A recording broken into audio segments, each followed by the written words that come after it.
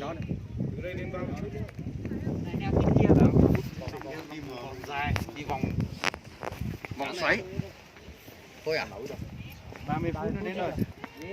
Anh đâu nhỉ? Anh ơi.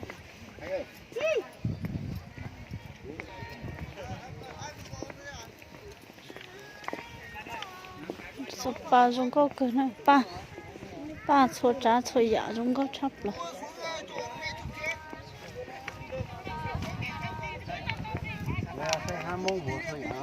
hả? Tại hay là nè. Nó có Ai ôi cái đấy không phải trên chợ trên kia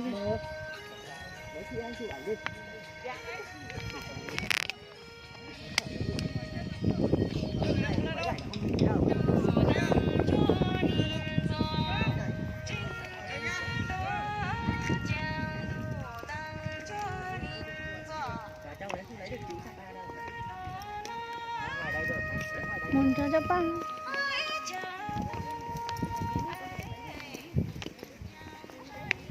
ngắm vườn hoa ngắm thôi.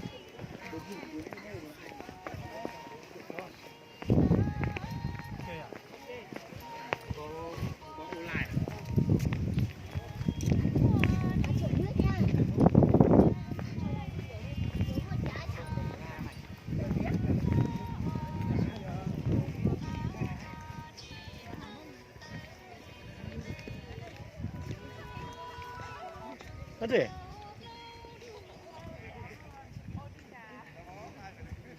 bố chỉ cái xào nữa là chỉ cái băng nữa là lấy một giót cho nhà nó bố đưa là cộng luôn chạm vé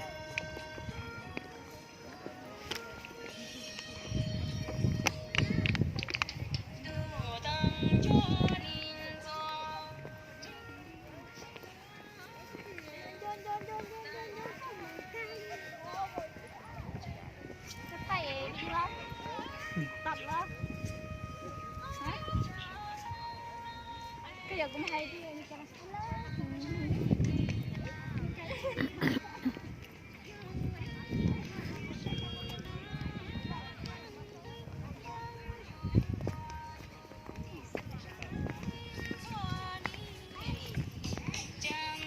có lấy sập nha.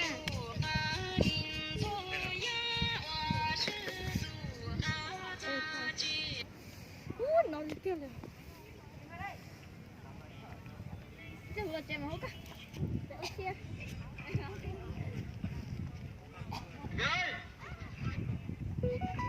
Có thả cơ mà. Cái thuốc cho bố ship được rồi. À.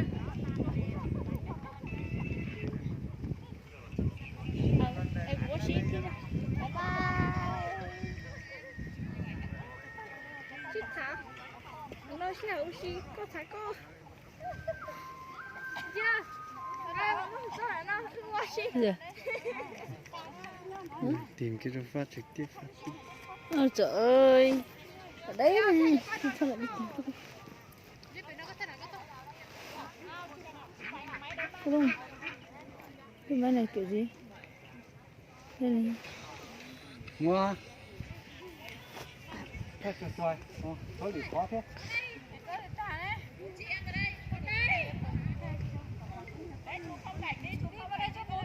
Con đồng